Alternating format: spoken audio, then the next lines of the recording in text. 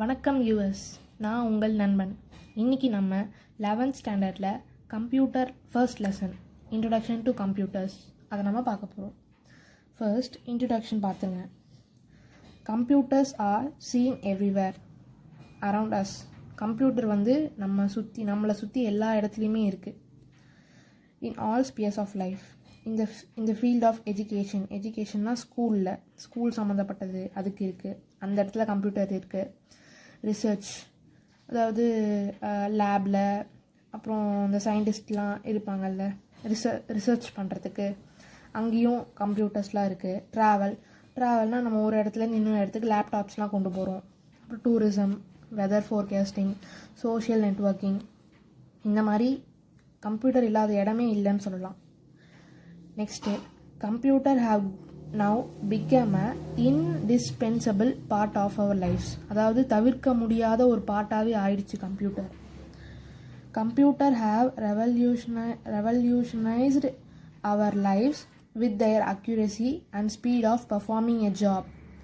அது வந்து ரொம்ப அக்யூரஸியாக அதோட வேல்யூவை தரும். அதே மாதிரி ரொம்ப ஸ்பீடாக பர்ஃபார்ம் பண்ணும் ஒரு ஜாபை கம்ப்ளீட் பண்ணுறதுக்கு. It is truly remarkable. Today no organisation can function without a computer. அதான் சொன்னேன், கம்ப்யூட்டர் வந்து ஒரு தடுக்க முடியாத ஒரு பார்ட்டாகவே ஆயிடுச்சு நம்ம லைஃப்பில்.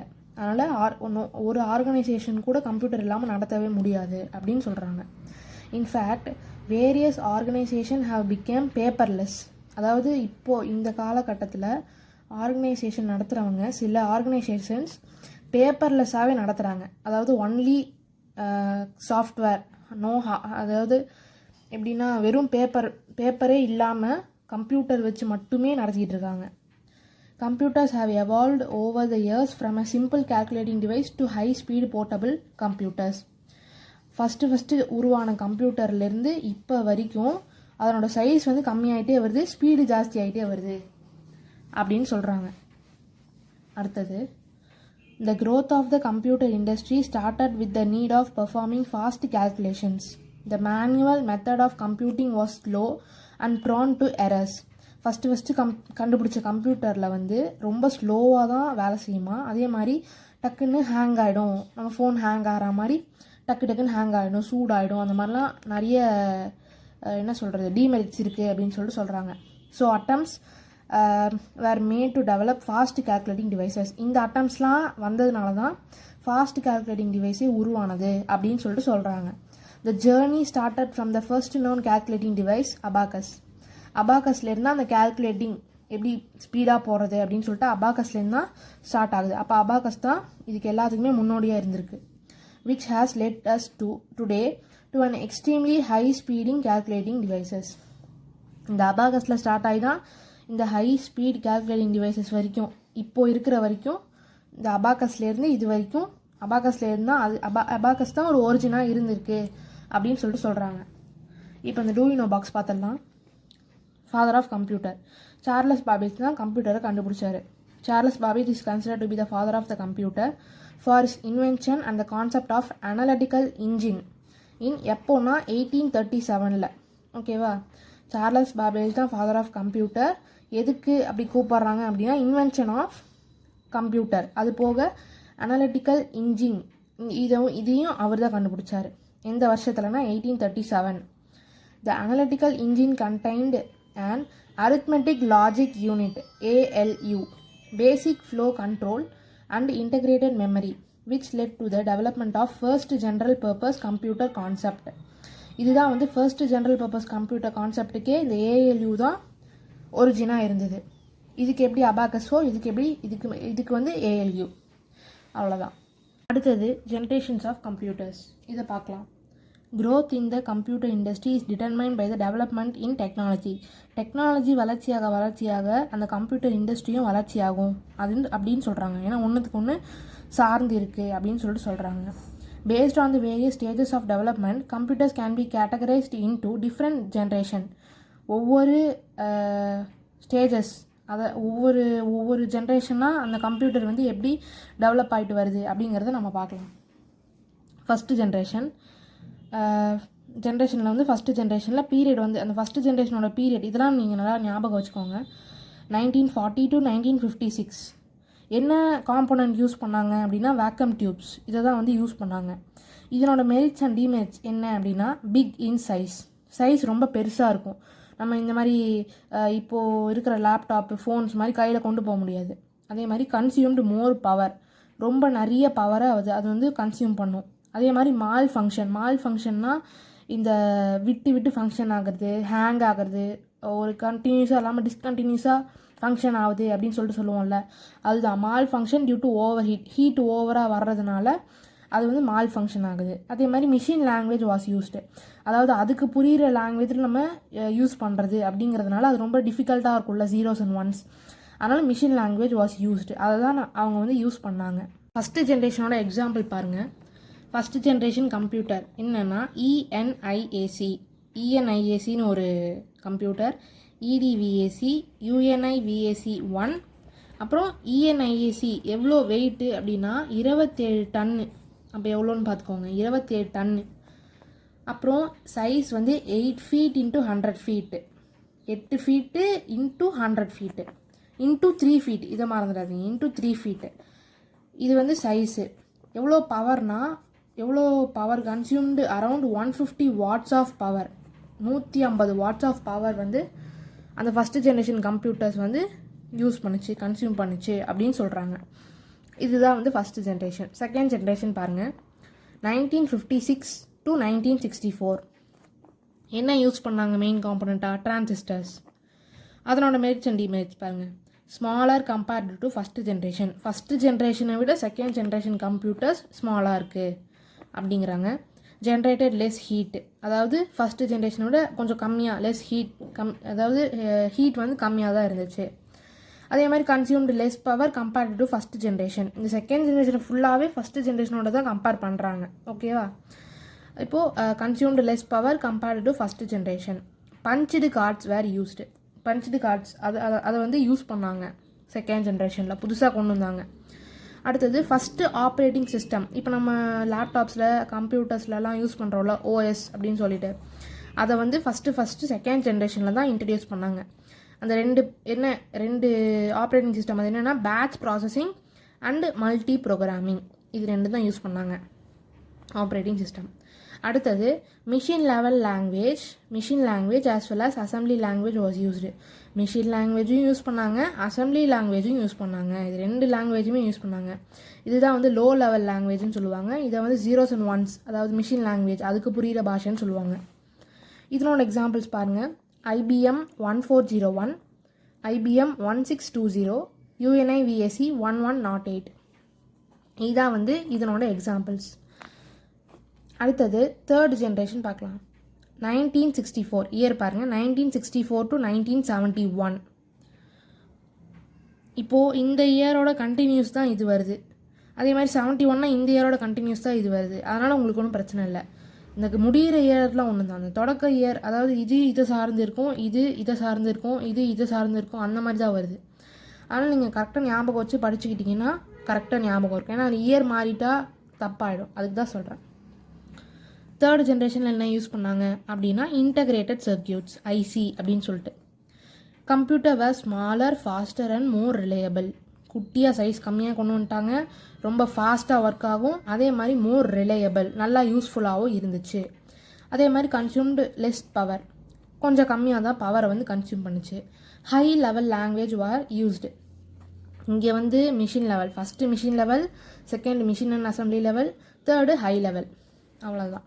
இப்போ அடுத்து தேர்ட் ஜென்ரேஷனோட எக்ஸாம்பிள் பாருங்கள். IBM 360 சீரீஸ், ஹனிவெல் 6000 சீரீஸ், இது ரெண்டு தான் யூஸ் பண்ணாங்க. ஈஸி தானே, படிச்சுங்க. அதே மாதிரி ஃபோர்த்து ஜென்ரேஷன், அதில் வந்து என்ன யூஸ் பண்ணாங்கன்னா 1971, அதாவது இயர் 1971 1980. என்ன யூஸ் பண்ணாங்க மெயின் காம்போனண்ட்டாக? Micro processor, very large scale integrated circuits, VLSI அப்படின்னு சொல்லிட்டு இந்த எக்ஸ்பான்ஷன் எழுதுங்க, படிச்சுக்கோங்க. இதனோட மெரிட்ஸ் அண்ட் டிமெரிட்ஸ் என்ன அப்படின்னா ஸ்மாலர் அண்ட் ஃபாஸ்டர், கம்மியாக இருந்தது, வேகமாகவும் செயல்படுது. Micro computer series such as IBM and Apple were developed. இப்போ வச்சுருக்கோம்ல ஆப்பிள் ஃபோன், அதெல்லாம் வச்சுருக்கோம்ல, அதெல்லாம் வந்து ஃபோர்த்து ஜென்ரேஷனில் தான் டெவலப் பண்ணாங்க. அதே மாதிரி போர்ட்டபிள் கம்ப்யூட்டர்ஸ் வேர் இன்ட்ரடியூஸ்டு, அதாவது கையில், அதாவது கையில் கொண்டு போகிற மாதிரி, சின்னதாக இருக்கிறதுனால நம்ம எங்கே வேணாலும் ஃபிக்ஸ் பண்ணிக்கிற மாதிரி அப்படி கொண்டு வந்தாங்க. இப்போ அடுத்து 5th ஜென்ரேஷன் பாருங்கள். 5th ஜென்ரேஷன் வந்து 1980 டில் டேட்டு. இப்போ வரைக்குமே இந்த 5th ஜென்ரேஷனை தான் நம்ம யூஸ் பண்ணிக்கிட்டு இருக்கோம். அதில் வந்து என்னென்னா ultra large scale integration ULSI இதை தான் வந்து மெயின் காம்போனண்ட்டாக வச்சுருக்காங்க. இதனோட மெரிட்ஸ் அண்ட் டிமெரிட்ஸ் பார்த்தீங்கன்னா பேரலல் ப்ராசஸிங், அதாவது பேரலல்னால் இப்படி சொல்லுவோம்ல, ஒன்றுத்துக்கு ஒன்று அதனோட இது வேலையை பார்க்கும், ஒன்றுத்துக்கு ஒன்று சார்ந்து இருக்காது. Parallel processing. Super conductors. அதே மாதிரி கம்ப்யூட்டர் சைஸ் வேர் டிராஸ்டிக்கலி ரெடியூஸ்டு. நம்ம கையில் கொண்டு போகிறோம்ல, புக்கு மாதிரிலாம் வந்துருச்சு இல்லை இப்போ லேப்டாப்பு, அதனால தான் சொல்கிறாங்க ரொம்ப, அதாவது எவ்வளோ சைஸ் டிக்ரீஸ் பண்ண முடியுமோ டிக்ரீஸ் பண்ணிட்டாங்க. அதே மாதிரி இந்த வர்ற இப்போ இருக்கிற computers can recognise image and graphics. நிறைய கிராஃபிக்ஸு, இமேஜஸ்ஸு அது எல்லாமே இந்த கம்ப்யூட்டரால் ஏற்றுக்க முடியும். அதே மாதிரி introduction of artificial intelligence and expert system. Artificial இந்த ஜென்ரேஷனில் AI அப்படின்னு சொல்லுவோம்ல, ஆர்டிஃபிஷியல் இன்டெலிஜென்ஸ், அதையும் எக்ஸ்பர்ட் சிஸ்டத்தையும் இன்ட்ரடியூஸ் பண்ணியிருக்காங்க. அதே மாதிரி able to solve high complex problems. அதாவது இந்த ப்ராப்ளம்ஸ்லாம் வருது, ரொம்ப டிஃபிகல்ட்டாக இருக்குது, காம்ப்ளிகேட்டடாக இருக்குது அப்படிங்கன்னா இந்த கம்ப்யூட்டர் வந்து ஈஸியாக சால்வ் பண்ணிடும். Including decision making and logical reasoning. அதாவது தனக்கு தானே டிசிஷன் எடுத்துக்கும், லாஜிக்கல் ரீசனிங், இது எல்லாமே 5th ஜென்ரேஷனில் ரொம்ப அப்டேட் பண்ணி கொண்டு வந்திருக்காங்க அப்படின்னு சொல்கிறாங்க. இப்போ 6th ஜென்ரேஷன் கம்ப்யூட்டிங் பார்க்கலாம். அதில் இது வந்து இன் ஃப்யூச்சர் தான், எதிர்காலத்தில் தான் இது வருமே தவிர இப்போது இந்த இதில் இல்லை. எதிர்காலத்தில் இப்படி தான் இருக்கும்னு சொல்லியிருக்காங்க. Parallel and distributed computing. பேரலல்னால் நான் அப்போவே சொல்லியிருக்கேன்ல, ஒன்றுத்துக்கு ஒன்று சார்ந்து இருக்காதுன்னு சொல்லிட்டு. டிஸ்ட்ரிபியூட்டட்னா ஒரு நெட்வொர்க்கை வச்சு நிறைய கம்ப்யூட்டர் இயக்குற மாதிரி வச்சுருப்பாங்க, அதுதான் டிஸ்ட்ரிபியூட்டட். அடுத்தது computers have become smarter, faster, smaller. அதுலேயும் நம்ம படித்தோம்ல, ஸ்மார்ட்டாகவும் இருக்கும், ஃபாஸ்டராகவும் வேலை செய்யும், குட்டியாகவும் இருக்கும், ஈஸியாக நம்ம ஹேண்டில் பண்ணிக்கலாம். அப்புறம் டெவலப்மெண்ட் ஆஃப் ரோபோட்டிக்ஸ். ரோபோட்ஸ்லாம் இப்போது இன்ட்ரடியூஸ் பண்ணுறாங்கல்ல, அதெல்லாம் வந்து பண்ணிட்டாங்க, பட் இதில் வந்து இன்னும் நல்லா பண்ணுவாங்க அப்படின்னு சொல்லிட்டு சொல்லியிருக்காங்க. நேச்சுரல் லாங்குவேஜ் ப்ராசஸிங், இதுதான் வந்து மெயின் காம்போனண்ட் அப்படின்னு சொல்லியிருக்காங்க. Then next development of voice recognition software. இப்போ தான் அந்த கூகுள் அசிஸ்டண்ட் அந்த மாதிரிலாம் வந்திருக்குல்ல, அதுதான் வந்து வாய்ஸ் ரெகக்னேஷன் சாஃப்ட்வேர்னு சொல்லியிருக்காங்க. அதை நம்ம பேச பேச அது நமக்கு ஆன்சர் பண்ணும், நம்ம கேட்குற கொஸ்டின்ஸ்க்கெலாம் ஆன்சர் பண்ணும். இப்போ நம்ம இந்த டூயினோ பாக்ஸ் பார்க்கலாம். த ஃபஸ்ட்டு டிஜிட்டல் கம்ப்யூட்டர் அப்படின்னு சொல்லியிருக்காங்க. அது என்னென்னா ENIAC, அதை தான் வந்து ஃபஸ்ட்டு டிஜிட்டல் கம்ப்யூட்டர்னு சொல்லுவாங்க. ஃபில்லப்ஸில் கூட கேட்க வாய்ப்பு இருக்குது, படிச்சுக்கோங்க. இந்த எக்ஸ்பான்ஷன்லாம் படித்து வச்சுக்கோங்க. Electronic numerical integrated and calculator was invented by J Presper Eckert அப்படிங்கிறவர் தான் கண்டுபிடிச்சாரு. அண்டு இவரோட சேர்ந்து இன்னொருத்தர் யார் அப்படின்னா ஜான் மவுஸ்லி. இவங்க 2 பேர் எங்கே கண்டுபிடிச்சாங்க அப்படின்னா university of Pennsylvania and began construction in 1943. இந்த யூனிவர்சிட்டியில் கண்டுபிடிச்சி அதை வந்து எப்போ கன்ஸ்ட்ரக்ட் பண்ண, அதாவது அந்த ENIAC எப்போ கன்ஸ்ட்ரக்ட் பண்ண ஆரம்பித்தாங்க அப்படின்னா 1943. இதில் ஆரம்பித்து கம்ப்ளீட்டட் எப்போ கம்ப்ளீட்டட் இல்லை, நாட் கம்ப்ளீட்டட் அன்டில் 1946. 43ல் ஆரம்பித்து 46 வரைக்கும் கம்ப்ளீட் பண்ணவே இல்லை. அதாவது அது இன்கம்ப்ளீட்டடாக இருந்துச்சு. இது வந்து எவ்வளோ ஸ்பேஸ் ஆக்குபை பண்ணுதுன்னு பார்த்தீங்கன்னா, it occupied about 1800 square feet and used about 18,000 vacuum tubes. பார்த்துக்கோங்க, ஃபஸ்ட்டு நம்ம பார்த்தோம்னா குட்டி குட்டியாக இருந்தது, அந்த மாதிரி 18,000 வேக்கம் டியூப்ஸும் 1800 ஸ்கொயர் ஃபீட்டும் அது வந்து ஸ்பேஸ் வந்து ஆக்கியபை பண்ணிச்சான். வெயிட் பாருங்கள், 50 டன் வெயிட்டு இந்த மிஷின் இருந்துச்சாமா. அதே மாதிரி ENIAC was the first digital computer because it was fully functional. இதை தான் வந்து ஏன் நம்ம ஃபஸ்ட்டு டிஜிட்டல் கம்ப்யூட்டர்னு சொல்கிறோம் அப்படின்னா, இட் வாஸ் ஃபுல்லி ஃபங்க்ஷனலாமா. அதனால தான் நம்ம இது என்னன்னு சொல்கிறோம், ஃபஸ்ட்டு டிஜிட்டல் கம்ப்யூட்டர் அப்படின்னு நம்ம சொல்கிறோம். இப்போ அடுத்தது இது பாருங்கள், இந்த டூயினோ பாக்ஸ் பாருங்கள். Optical character recognition, optical grapheme ரெகக்னைசேஷன்னு சொல்லுவாங்க. இது வந்து ஒரு engine for Indus scripts has been developed using deep learning neural networks. இதை வந்து எப்படி வந்து டெவலப் பண்ணாங்க அப்படின்னா, இந்த டீப் லேர்னிங் நியூரல் நெட்வொர்க்ஸ் இதை தெரிஞ்சுக்கிட்டு தான் இதை வந்து டெவலப் பண்ணாங்க. ஓகேவா? given photographs, scans or any image feed of an Indus Valley civilization artifact, the system will able to recognize the inscriptions. அதாவது இப்போ நம்ம எந்த சிம்பிளை கொடுத்தாலுமே அதை வந்து என்ன பண்ணணும், the symbol grapheme sequence from the image அதை வந்து உள்வாங்கிக்குது. அப்புறம் உள்வாங்கிட்டு அது ஒரு ரிசல்ட்டாக நமக்கு தருது. எது அப்படின்னா ஆப்டிக்கல் கேரக்டர் ரெகக்னைசேஷன். இதில் வந்து there are totally 417 symbols, graphemes, characters. 417 symbols, graphemes, characters எல்லாமே எதுலன்னா இண்டஸ் ஸ்கிரிப்ட்ஸில் வந்து இருக்குது அப்படின்னு சொல்லிட்டு சொல்கிறாங்க. And just 3700 plus text inscriptions of data for the machine to learn and attain expert level status. அதாவது 3700க்கும் மேற்பட்ட வார்த்தைகள் டெக்ஸ்ட் இன்ஸ்கிரிப்ஷன்ஸ் ஆஃப் டேட்டா எதில் அப்படின்னா அந்த பழங்காலத்தில் இண்டஸ் வேலி சிவிலைசேஷனில் இருந்துச்சு. அது வந்து எப்படின்னா எக்ஸ்பர்ட் லெவல் ஸ்டேட்டஸ். அந்த டெக்ஸ்ட்லாம் வந்து ரொம்ப எக்ஸ்பர்ட் இதுவாக இருந்துச்சு அப்படின்னு சொல்லிட்டு சொல்கிறாங்க. இது வந்து எதுக்குன்னா இந்த இண்டஸ் வேலி சிவிலைசேஷனில் எப்படி எல்லாமே இருந்துச்சு, இந்த ஃபோட்டோகிராஃபி, இந்த சிம்பிள்ஸ், இந்த டெக்ஸ்ட் எவ்வளோ இருந்தது, அதெல்லாம் அந்த மிஷின் எப்படி அட்டைன் பண்ணுச்சு அப்படின்னு சொல்லிட்டு தான் இதை கொடுத்துருக்காங்க. ஓகேவா? இப்போ அடுத்தது 6th generation கம்ப்யூட்டிங். இதை வந்து பார்க்கலாம். In 6th generation computers could be defined as the era of intelligent computers. இந்த 6th generation computers தான் நம்ம era of intelligent computersனு சொல்லுவோம். இதுக்கு ஒரு செல்ல பேர்னு வச்சுக்கோங்களேன், era of intelligence. கேட்கலாம் ஃபிலிப்ஸில். which generation of computer is known as the era of intelligent computersனால் நீங்கள் 6th generation எழுதணும். based on the artificial neural networks. இது வந்து எது பேஸாக கொண்டிருக்கு அப்படின்னா artificial neural networks. 6th generation computer வந்து எதுக்கு 6th generation கம்ப்யூட்டர் பேஸ் என்னன்னு கேட்டோம்னா ஆர்டிஃபிஷியல் நியூரல் நெட்ஒர்க்ஸ்னு சொல்லணும். One of the most dramatic changes in the 6th generation will be the explosive growth of the wide area network. இந்த 6th generationலேயே ஒரு explosive growth, ஒரு வளர்ச்சி அப்படின்னு சொல்லிட்டு சொல்லுவோம். அது எதை சொல்லுவோம் அப்படின்னா வைடு ஏரியா நெட்வொர்க், அதை தான் நம்ம சொல்லுவோம். ஓகேவா? அதே மாதிரி natural language processing is the component of artificial intelligence. நான் அந்த டேப்லெட் காலத்திலே சொல்லியிருப்பேன். என்எல்பி இதுதான் வந்து ஒரு காம்பனண்ட்டாக இருந்திருக்குன்னு நான் சொல்லியிருக்கேன்ல, மெயின் காம்பனண்ட். அதுதான் இது natural language processing. NLP is the main component of the artificial intelligence, AI. It provides the ability to develop the computer program to understand human language. இது வந்து என்னென்னா ஒரு எபிலிட்டி, அதுக்கு ஒரு சக்தி என்னென்னா கம்ப்யூட்டர் ப்ரோக்ராம், அதாவது to understand human language. Computer ப்ரோக்ராமே ஹியூமன் லாங்குவேஜை வந்து அண்டர்ஸ்டாண்ட் பண்ணிக்குது அப்படின்னு சொல்லிட்டு சொல்கிறாங்க. அது ஒரு மெரிட் அப்படின்னு சொல்லிட்டு அவங்க சொல்கிறாங்க. அவ்வளோதான். இப்போது நம்ம டேட்டா இன்ஃபர்மேஷன் அதெல்லாம் என்ன அப்படின்னு சொல்லிட்டு பார்க்க போகிறோம். நம்ம சின்ன வயசுலேருந்தே படிச்சிருப்போம். டேட்டா அப்படின்னா அது ஒரு ரா ஃபேக்ட், இன்ஃபர்மேஷன் அப்படின்னா ஒரு ஃபுல்ஃபில்லான ஒரு இன்ஃபர்மேஷன் அப்படின்னு சொல்லிட்டு நம்ம சொல்லுவோம்ல, அதுதான் பார்க்க போகிறோம். Data is defined as an unprocessed collection of raw facts suitable for communication, interpretation or processing. என்ன சொல்கிறாங்க அப்படின்னா டேட்டா, இது வந்து டெஃபினேஷனாக படிச்சுக்கோங்க. Data is defined as a unprocessed collection of raw facts suitable for communication, interpretation or processing. Data வந்து ஒரு செயல்படாத ஒரு உண்மை அப்படின்னு சொல்லுவாங்க. அதை வந்து ஒரு ரா ஃபேக்ட். இதெல்லாம் வந்து எதுக்கு யூஸ்ஃபுல்லாக இருக்கும் அப்படின்னா கம்யூனிகேஷன், அதுக்கு யூஸ்ஃபுல்லாக இருக்கும். இன்டர்பிரிட்டேஷன் ஆர் ப்ராசஸிங் பண்ணுறதுக்கு அதுக்கெல்லாம் வந்து இந்த டேட்டா வந்து யூஸ்ஃபுல்லாக இருக்கும் அப்படின்னு சொல்லிட்டு சொல்கிறாங்க.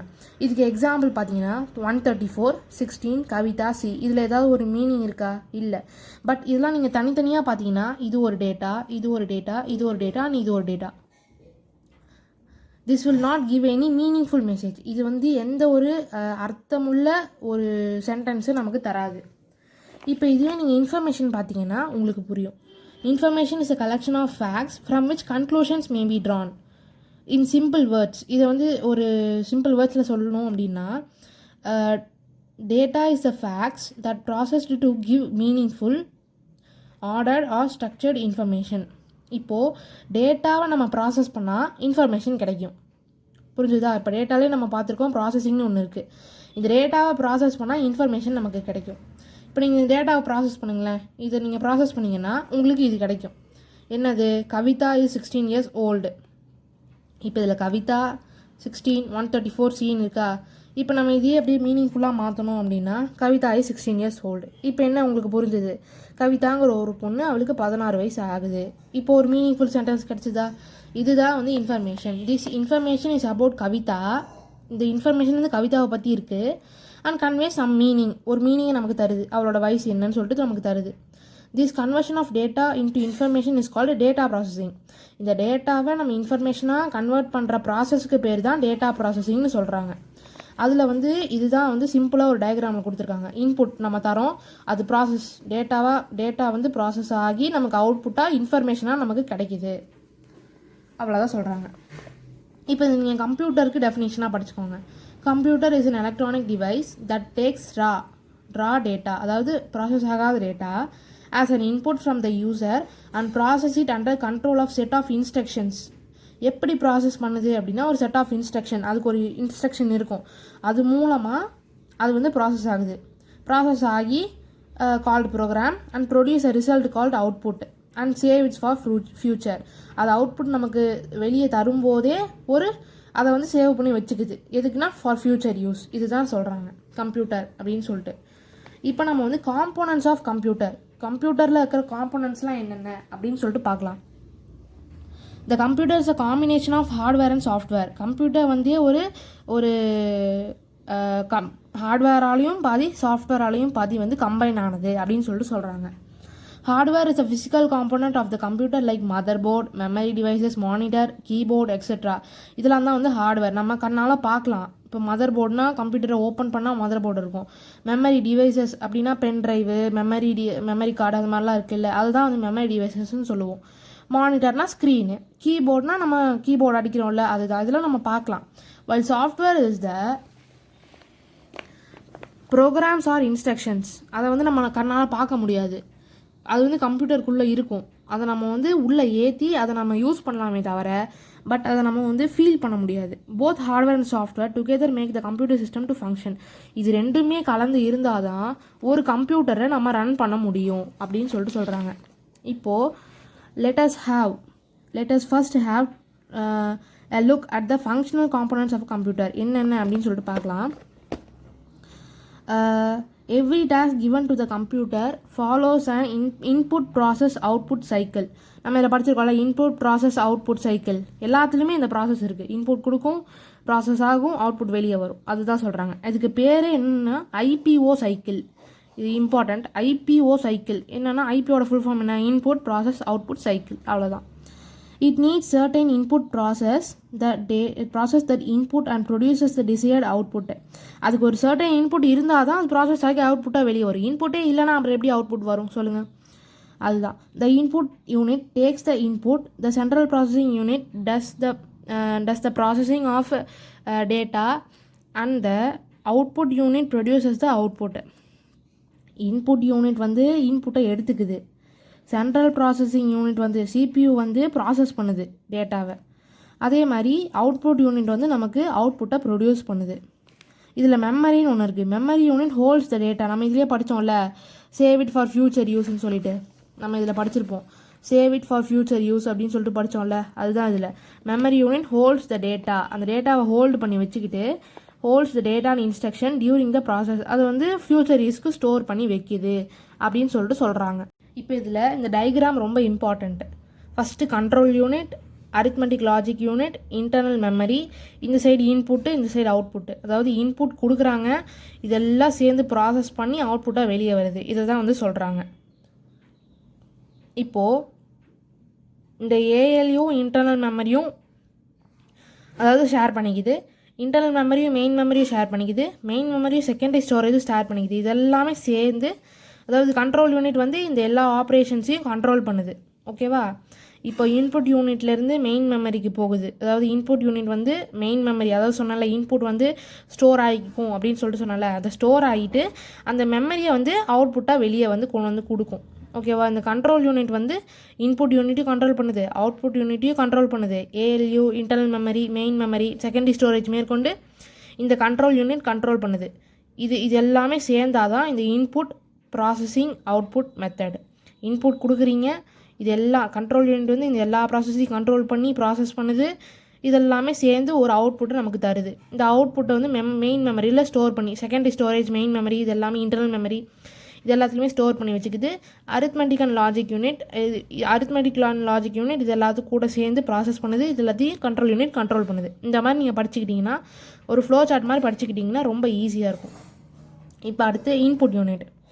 Input unit is used to feed any form of data to the computer.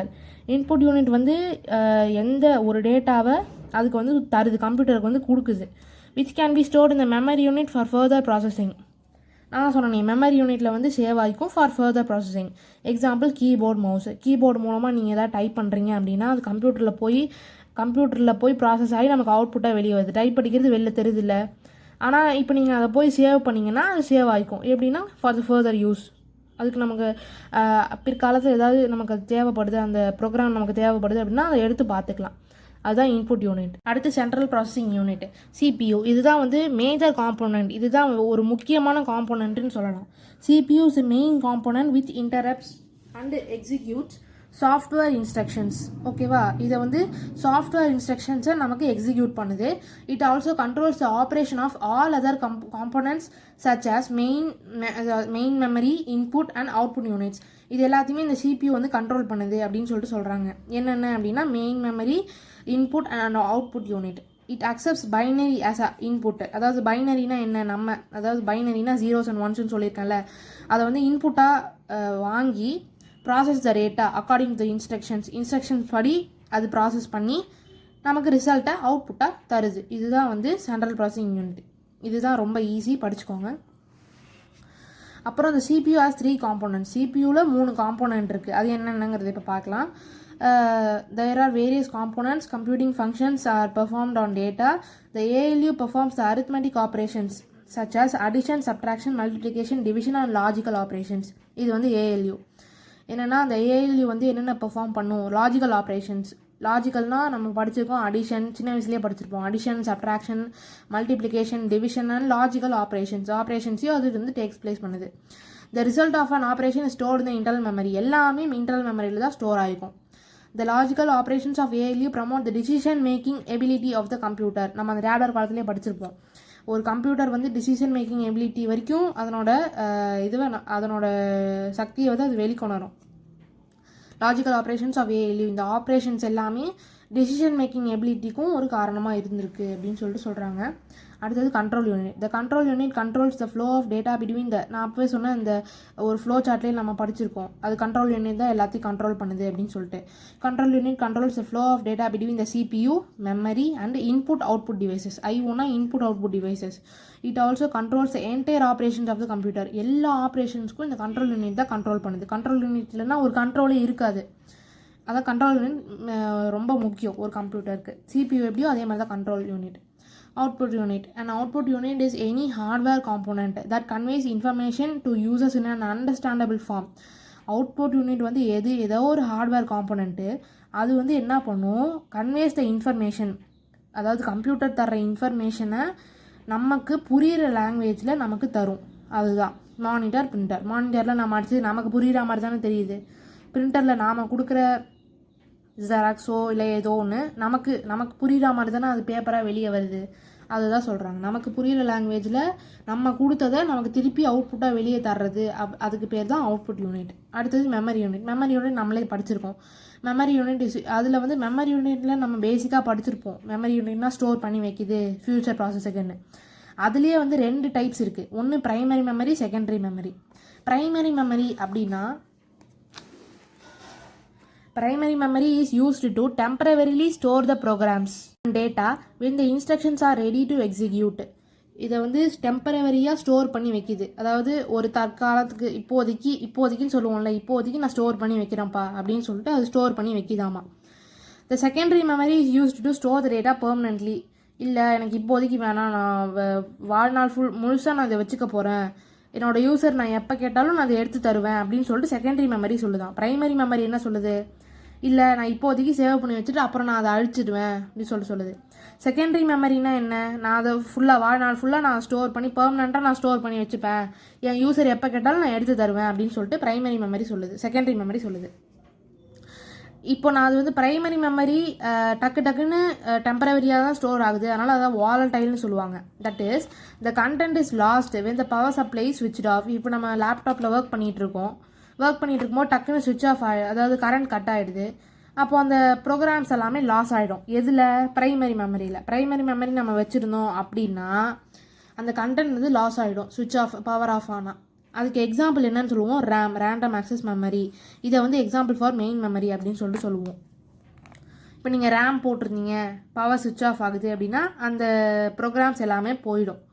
இப்போ இதுவே நீங்கள் செகண்டரி மெமரி வந்து நான் வாலடைல், ப்ரைமரி மெமரி மாதிரி கிடையாது. இது ரொம்ப நல்லா இருக்கும். இப்போது the content is available even after the power supply ஸ்விட்ச் ஆஃப். உங்களுக்கு பவர் சுவிட்ச் ஆஃப் ஆனாலுமே திருப்பி நீங்கள் அதை ஆன் பண்ணிங்கன்னா திருப்பி உங்களுக்கு அந்த ப்ரோக்ராம் வந்து சேவ்லேயே தான் இருக்கும். அந்த ப்ரோக்ராம் எங்கேயுமே போகாது. ஹார்ட் டிஸ்க், அதுக்கு எக்ஸாம்பிள் வந்து hard disk, CD ROM, DVD ROM. அது எக்ஸாம்பிள் ஃபார் செகண்டரி மெமரி. நம்ம ரோம் அதாவது சொன்ன இங்கேயே வந்துருச்சு பாருங்கள் ரோம். இது வந்து read only memory. Random access memory வந்து பவர் ஆஃப் ஆனால் அது வந்து போயிடும், அதாவது அந்த ப்ரோக்ராம்ஸ் எல்லாம் போயிடும். ஆனால் ரோமில் அப்படி ஆகாது. பவர் ஆஃப் ஆனாலுமே அந்த ப்ரோக்ராம்ஸ்லாம் அப்படியே தான் இருக்கும். இப்போ இந்த இன்புட் அண்ட் அவுட்புட் டிவைசஸை நம்ம பார்ட் 2ல் பார்க்கலாம். தேங்க்யூ.